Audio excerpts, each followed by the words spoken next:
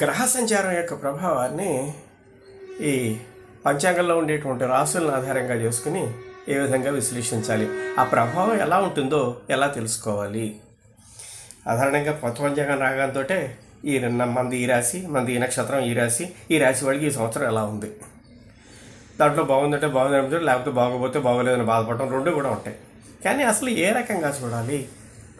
మొదట మనం ఏ రాశికి చెందినటువంటి వాళ్ళం అది విషయం తెలుసుకోవడానికి మొదట మన నక్షత్రం కూడా తెలియాలి, ఏ పాదమో తెలియాలి. ఈ రెండు చాలా ముఖ్యం.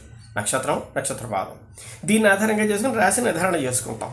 ఈ రాశిని ఆధారంగా చేసుకుని పంచాంగంలో ఫలితాలను చూస్తాం. అసలు ఈ గ్రహ సంచారం యొక్క ఫలితం ఏ రకంగా ఉంటుంది, గ్రహ సంచారం ఏ రకంగా ఉంటుంది? రవి మొత్తం 12 రాసుల్లో ఒక్కొక్క రాశిలోనూ 30 రోజులు ఉంటాడు. చంద్రుడు ఒక్కొక్క నక్షత్రంలో ఒక్కొక్క రోజు ఉంటాడు. ఇక్కడ దాన్నే జాగ్రత్తగా గమనించాలి. అంటే ఇంచుమించుగా చుట్టూ రావడం అన్ని నక్షత్రాలు 27 నక్షత్రాలు చుట్టూ రావడానికి సుమారుగా 27 రోజులు పడుతుంది, లేకపోతే 30 రోజుల లోపు. కుజుడు ఒక్కొక్క రాశిలో 45 రోజులే ఉంటాడు. తేడాలు ఉన్నాయి గ్రహాల మధ్య సంచారంలో. తర్వాత బుధుడు ఒక్కొక్క రాశిలో 26 రోజులు ఉంటాడు. గురుడు ఒక్కొక్క రాశిలో ఒక్కొక్క సంవత్సరం ఉంటాడు. శుక్రుడు ఒక్కొక్క రాశిలో సుమారుగా 45 రోజుల మధ్యలో ఉంటాడు. శని ఒక్కొక్క రాశిలో 2.5 సంవత్సరాలు ఉంటాడు. రాహుకేతువులు ఒక్కొక్క రాశిలో 1.5 సంవత్సరం ఉంటారు. ముందు వీటి మధ్య ఉండేటటువంటి భేదాన్ని గమనించాలి. ఇప్పుడు గ్రహ సంచారానికి సంబంధించి గ్రహం ఏ రకంగా సంచరిస్తుంది? ఇప్పుడు ఉదాహరణ రవిని తీసుకున్నట్టయితే మేషరాశి, అశ్విని నక్షత్రం. ఇక్కడ అశ్విని నక్షత్రం 1, 2, 3, 4 పాదాలు, భరణి 1, 2, 3, 4 పాదాలు, కృత్తిక 1 నక్షత్రం కలిపి మొత్తం 9 పాదాలు కలిపి మేషరాశి. రవి సంచారం ఎలా ఉంటుంది? రవి మేషరాశి ప్రవేశం అంటే అశ్విని 1వ పాదంలో ప్రవేశిస్తాడు. ఆ తర్వాత అశ్విని 2వ పాదం, 3వ పాదం, 4వ పాదం, ఆ రకంగా మళ్ళీ భరణి 1వ పాదం, 2వ పాదం, ఈ రకంగా వరుస కిందకంట వచ్చి కృత్తిక 1వ పాదం పూర్తి అయిన తర్వాత వృషభ రాశిలోకి వెళ్తాడు. కృత్తిక 2వ పాదంలో అక్కడ రాశి మారుతాడు. ఇక్కడ రవి యొక్క ప్రభావం, మేషరాశిలో రవి సంచరిస్తున్నప్పుడు రవి యొక్క ప్రభావము మొత్తము మేషరాశి అంతటి మీద ఉంటుంది. ఇంతకంటే ఎక్కువగా ఆ నక్షత్ర జాతకులు ఎవరైతే ఆ జాతకుల మీద ఉంటుంది. అశ్విని నక్షత్రం అయినట్టయితే, అశ్విని నక్షత్రంలో సంచరిస్తూ ఉన్నట్టయితే అశ్విని నక్షత్ర జాతకుల అందరి మీద ఉంటుంది. ఈ అశ్విని నక్షత్రంలో మళ్ళీ 1వ పాదం అయితే 1వ పాదం మీద తీవ్రత ఎక్కువ ఉంటుంది, ఇంకా ఎక్కువ తీవ్రత. అంటే ముందు రాశి మీద ప్రభావం, రాశి మీద నక్షత్రం మీద ఇంతకంటే ఎక్కువ ప్రభావం, ఈ నక్షత్రం కంటే కూడా ఆ నక్షత్రంలోకి సంబంధించినటువంటి పాదం మీద ఇంకా ఎక్కువ ప్రభావం. రవి అశ్విని నక్షత్రం 1వ పాదంలో ప్రవేశించడం అంటే మేషరాశి ప్రవేశము. అశ్విని నక్షత్రం 1వ పాదం దాటి 2వ పాదంలోకి వచ్చిన తర్వాత ఆ 1వ పాదం ఉండేటువంటి తీవ్రత తగ్గుతుంది.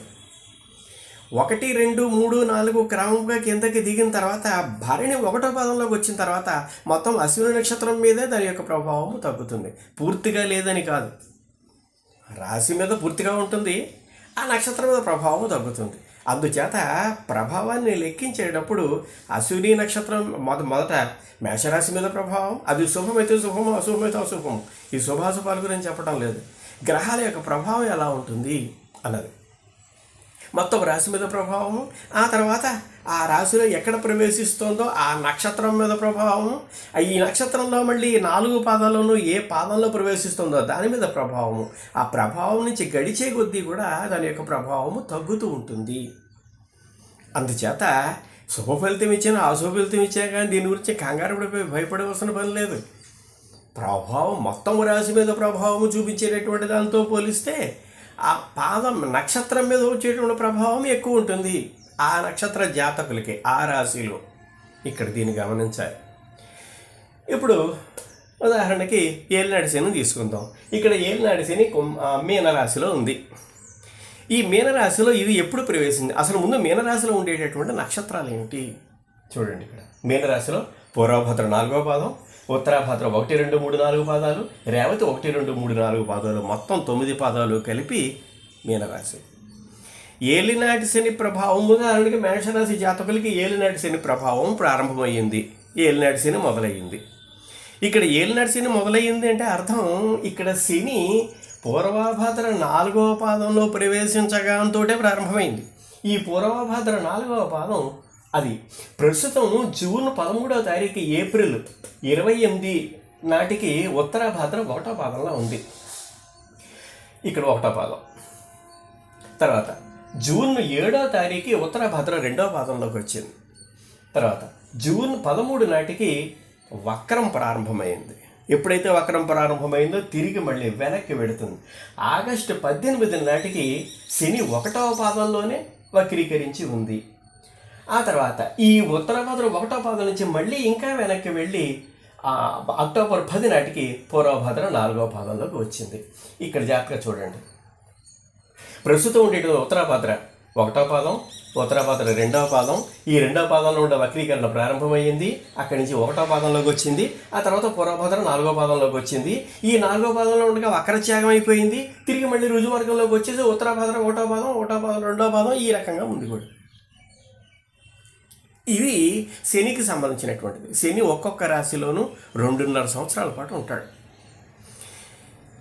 ఏలినాటి శని మేషరాశి వారికి ఏలినాటి శని ప్రారంభమవుతుంది. మీనరాశి వాళ్ళకి ఇక్కడిది జన్మరాశి.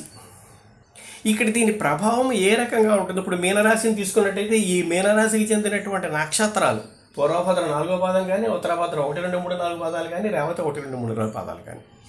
ఇక్కడ పూర్వభద్ర నక్షత్రం మీద 4వ పాదం మీద మాత్రమే దాని యొక్క ప్రభావం చూపిస్తుంది. పూర్వభద్ర 1, 2, 3 పాదాలతో సంబంధం లేదు. మనది పూర్వభద్ర నక్షత్రమైనంత మాత్రాన ఏ పాదమో గమనించాలి. ఎందుకంటే పూర్వభద్ర 1, 2, 3 పాదాలు కుంభరాశిలోకి వస్తాయి. ఆ తర్వాత 4వ పాదం మీనరాశిలోకి వెళ్తుంది. అందుచేత పూర్వభద్ర 4వ పాదం నుంచే ప్రారంభమవుతుంది. ప్రస్తుతం ఉత్తరాభాద్ర 1వ పాదం మీద ఉంది కనుక జూన్ 13 నుంచి లేదా ఏప్రిల్ 28 నుంచి ఉత్తరాభాద్ర 1వ పాదంలో ఉంది కనుక దీని ప్రభావం ఉత్తరాభాద్ర 1వ పాదం మీద ఎక్కువ ఉంటుంది. ఈ జూన్ 7వ తారీఖు నాటికి ఉత్తరాభాద్ర 2వ పాదంలోకి వచ్చింది కనుక ఈ ఉత్తరాభాద్ర 2వ పాదం దాని యొక్క ప్రభావం ఎక్కువ ఉంటుంది. ఏలినాటి శని ప్రభావం దీన్ని ఏ రకంగా విశ్లేషించాలి అంటే మొదట మొత్తం మీనరాశి అంతల మీద దీని యొక్క ప్రభావం ఉంటుంది. ఇది ఆ తర్వాత ఈ మీనరాశిలో ఆ నక్షత్రంలో ఆ గ్రహం ఎక్కడ కదులుతోందో ఆ గ్రహం ఆ నక్షత్రం మీద, అంటే ఇక్కడ ఉత్తరాభాద్ర నక్షత్రంలో కదులుతోంది కనుక ఉత్తరాభాద్ర మీద దీని యొక్క ప్రభావము రాశి మీద ఉండే ప్రభావం కంటే ఎక్కువ ఉంటుంది. ఈ ఉత్తరాభాద్ర నక్షత్రం మొత్తం మీద కంటే ఆ మొత్తంలో ఉత్తరాభాద్ర 1వ పాద జాతకులకి ఈ ఏప్రిల్ 28 నుంచి జూన్ 7 దాకా చాలా తీవ్రంగా ఉంటుంది. జూన్ 7 దాటిన తర్వాత ఉత్తరాభాద్ర 2వ పాదం మీద ఏలినాటి శని ప్రభావం ఎక్కువ ఉంటుంది. ఏలినాటి శని ప్రభావం కూడా మొత్తం రాశి అంతటి మీద పడిపోతుందని చెప్పి చాలా బాధపడుతుంది. అది స్వల్పము. ఇక్కడ దీన్నే గమనించాలి. మొత్తం రాశి అంతటి మీద ప్రభావం ఉంటుంది కానీ ఆ రాశిలో ఉండేటువంటి నక్షత్రం మీద తీవ్ర ప్రభావం ఉంటుంది. ఈ ఇంతకంటే తీవ్ర ప్రభావం ఆ నక్షత్రంలో సంబంధించినటువంటి పాదముల మీద ఉంటుంది. ఈ మీనరాశి జాతకుల్లో ఎవరైనా ఉత్తరాభాద్ర 1వ పాదం 2వ పాదం సంబంధించినటువంటి జాతకులు ఉంటే పూర్వభాద్ర 4వ పాదం కానీ ఈ సంవత్సరం మొత్తం మీద ఏలినాటి శని ప్రభావం తీవ్రంగా ఉండేటటువంటిది 2025 దీంట్లో. ఎందుకంటే వక్రారంభం వస్తుంది కనుక ఇంచుమించుగా జూన్ 13వ తారీఖున వక్రారంభం వస్తుంది కనుక ఆగస్టు 18న శని వక్రీకరించి 1వ పాదంలోకి వెడుతున్నాడు కనుక ఈ వక్రీకరణ ప్రభావం ఒక్కొక్కసారి శుభఫలితాలను కూడా ఇస్తూ ఉంటుంది ఆ యొక్క స్థితిని బట్టి.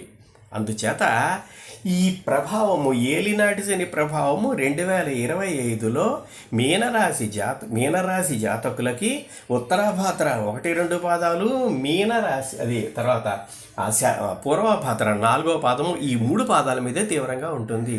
మిగిలినటువంటి పాదముల మీద తక్కువ ఉంటుంది. అంటే ఉత్తరాభాద్ర 3, 4 పాదాలు కానీ రేవతి 1, 2, 3, 4 పాదాలు కానీ ఈ నక్షత్ర జాతకుల మీద ఏలినాటి శని ప్రభావము తక్కువ ఉంటుంది.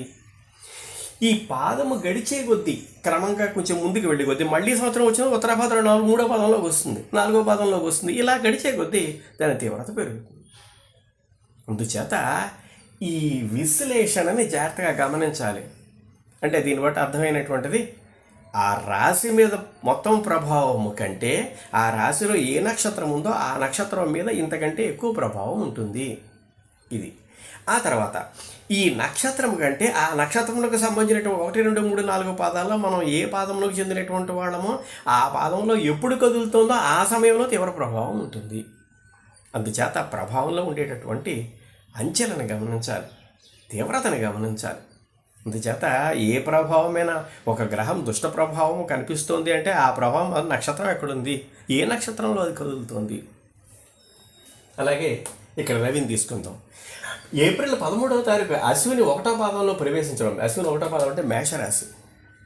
ఈ మేషరాశి నుంచి 1, 2, 3, 4 అశ్విని 1 నక్షత్రం, 1, 2, 3, 4 పాదాలు, భరణి 1, 2, 3, 4 పాదాలు, కృత్తిక 1 పాదం. ఇదిగో April 17 Ashwini 2, April 20 Ashwini 3, April 24 27 Bharani 1, April 30 Bharani 2, మే 4 భరణి 3, మే 7 భరణి 4, తర్వాత 11 కృత్తిక 1వ పాదం. రవి కనుక మన రాశి రీత్యా చెడ్డ ప్రభావాన్ని కలిగి ఉంటే ఇవి సంచరిస్తున్నప్పుడు మేషరాశి మీద మొత్తం ప్రభావం చెడ్డ ప్రభావం ఉంటుంది. అంతకంటే ఎక్కువగా ఈ ఏప్రిల్ 13 నుంచి 24 దాకా రవి యొక్క చెడ్డ ప్రభావం ఈ అశ్విని నక్షత్ర జాతకుల మీద తీవ్రంగా ఉంటుంది. అంతకంటే ఎక్కువగా అశ్విని నక్షత్రం 1వ పాదం మీద ఏప్రిల్ 13 నుంచి 17 దాకా ఉంటుంది. ఈ 17 దాటి తర్వాత అశ్విని 1వ పాదం మీద రవి యొక్క ప్రభావ తీవ్రత తగ్గుతుంది.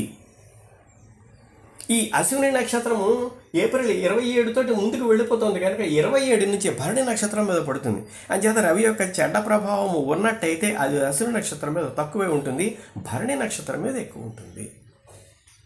ఈ రకంగా గ్రహ సంచారం గడిచే కొద్దీ కూడా గ్రహముల యొక్క ప్రభావాన్ని విశ్లేషించి చూసుకోవాలి. రవి ఈ సంవత్సరానికి బాగోలేదు, లేకపోతే శని ఈ సంవత్సరానికి బాగోలేదు, బాగోలేని మాట కరెక్టే, కానీ దాని తీవ్రత ఎంత అనేటువంటిది గుర్తుపట్టడం ఎలా?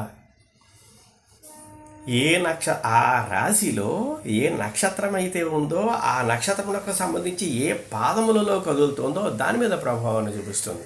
ఇప్పుడు ఇందాక చెప్పినట్టుగా ఏలినాటి శని తీసుకున్నట్టయితే ఈ 2025 సంవత్సరం మొత్తం మీద ఏలినాటి శని మీనరాశి మీద స్వల్పమైన ప్రభావాన్ని చూపిస్తే అంటే ఏలినాటి శని ప్రభావం.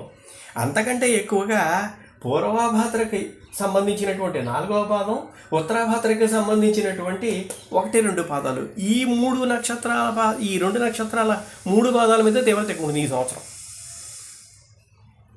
ఉత్తరాభాద్ర 3, 4 పాదాల మీద కానీ, రేవతి 1, 2, 3, 4 పాదాల మీద కానీ దాని యొక్క ప్రభావం తక్కువ ఉంటుంది. ఇది మళ్ళీ ఆ శని ఎప్పుడు ఆ నక్షత్రాల్లో ఆ పాదాల్లో కదులుతుందో అప్పుడు దాని తీవ్రత ఎక్కువ ఉంటుంది. అందుచేత ఈ శని ప్రభావం కానీ ఏ గ్రహ ప్రభావం అయినా సరే ఈ రకంగానే పరిశీలించాలి. తర్వాత అన్నింటికంటే ముఖ్యం, రవి దగ్గర నుంచి శని దాకా ఉండేటువంటి 7 గ్రహాలు కూడా రుజుమార్గము కలిగిన, ముఖ్యంగా ఈ రుజుమార్గంలో ఉండినటువంటివి. రవిచంద్రుడికి వక్రత్వం ఉండదు, మిగిలినటువంటి గ్రహాలకి వక్రత్వం ఉంటుంది. అంచేత రవి కానీ చంద్రుడు కానీ పూర్తిగా స్ట్రైట్గా రుజుమార్గంలో వెళ్ళిపోయేటటువంటివి. కుజుడికి కానీ బుధుడికి కానీ శుక్రుడికి కానీ ఈ రకంగా వీటికి శనికి కానీ వక్రత్వం ఉంటుంది, అంటే వెనక్కి పెడుతుంటే ఇప్పుడు అది అలాగే వెనక్కి వెళ్ళింది. కానీ రాహుకేతువులు 2 కూడా పూర్తి వక్రంతో ఉంటాయి. అంచేత వీటిని మరింత శ్రద్ధతో పరిశీలించాలి. ఇప్పుడు ఉదాహరణకి ఇక్కడ మీనరాశిని తీసుకుందాం. పూర్వభాద్ర 4వ పాదం, తర్వాత ఉత్తరాభాద్ర 1, 2, 3, 4 పాదాలు, రేవతి 1, 2, 3, 4 పాదాలు మీనరాశి. ఇక్కడ మీనరాశి ప్రవేశం అంటే వెనక నుంచి ముందుకు వస్తూ ఉంటుంది, ఇక్కడ దీన్ని గమనించాలి. అలాగే ప్రస్తుతం కుంభరాశిలో ఉన్నాడు రాహు. ఈ కుంభరాశిలో ఉండే నక్షత్రాలు ఏవి? ధనిష్ట 3, 4 పాదాలు, శతభిషం 1, 2, 3, 4 పాదాలు, పూర్వభద్ర 1, 2, 3 పాదాలు. ఇక్కడ రాహువు కుంభరాశి ప్రవేశము అంటే అర్థము అన్ని గ్రహాల మాదిరిగాను ధనిష్ట 3వ పాదం, ధనిష్ట 4వ పాదం ఇలా వెళ్ళడం. రాహువు వక్ర మార్గం కలిగినటువంటిది. అందుచేత రాహువు కుంభరాశి ప్రవేశం అంటే పూర్వభద్ర 3వ పాదంలో ప్రవేశిస్తుంది, దీన్ని గమనించాలి. తర్వాత పూర్వభద్ర 2వ పాదం, పూర్వభద్ర 1వ పాదం, శతభిషం 4వ పాదం, శతభిషం 3వ పాదం. ఈ రకంగా ఈ రాశి వారికి రాహుగ్రహ సంచారము బాగోలేదు, రాహు చెడ్డ ఫలితాలను ఇస్తాడు. ఎవరికి? ఇక్కడ ఎవరికో చూడండి. మే 18వ తారీఖున పూర్వభద్ర 3వ పాదంలో ప్రవేశించాడు రాహు. ఈ రాహు 3వ పాదం తర్వాత 4లోకి వెళ్ళడు, వెనక్కి వెళ్తాడు కనుక 2వ పాదంలోకి వస్తాడు. ఎప్పుడు వచ్చాడు? 20 జూలైన 2వ పాదంలోకి వచ్చాడు. 21 సెప్టెంబర్లో 1వ పాదంలోకి వచ్చాడు. 23 నవంబర్న శతభిషం 4వ పాదంలోకి వచ్చాడు ఇక్కడ. దీని తర్వాత సుమారుగా జనవరి ప్రాంతంలోకి 3వ పాదంలోకి వస్తాడు. అందుచేత కుంభరాశి జాతకులకి రాహువు గ్రహ సంచారము బాగోలేదు అని చెప్పి పంచాంగంలో రాసి ఉన్నట్టయితే దీన్ని మొదట కుంభరాశి మీద సాధారణంగా దాని యొక్క చెడ ప్రభావము కొంత ఉంటుంది. కానీ అంతకంటే ఎక్కువ ఎవరి మీద ఉంటుంది? పూర్వభాద్ర 1, 2, 3 పాదాల సంచారం ఉంది కనుక పూర్వభాద్ర నక్షత్ర జాతకుల మీదే ఎక్కువ ప్రభావం ఉంటుంది. అంతకంటే ఎక్కువగా రాహువు కదులుతూ ఉన్నప్పుడు మే 18 నుంచి 20 దాకా పూర్వభద్ర 3వ పాదం మీద, జూలై 20 నుంచి సెప్టెంబర్ 21 దాకా 2వ పాదం మీద ఈ రకంగా కదులుతూ వస్తుంది. ఆ పాదాల మీద ప్రభావం చూపిస్తుంది. అందుచేత సంవత్సరం ప్రారంభం నుంచి మే నెల నుంచి కూడా రాహువు కుంభరాశి ప్రవేశం అయినప్పటి నుంచి కూడా ఆ కుంభరాశి మీద ప్రభావాన్ని చూపిస్తుంది. అంతకంటే ఎక్కువగా పూర్వభాద్ర నక్షత్ర జాతకుల మీద చూపిస్తుంది.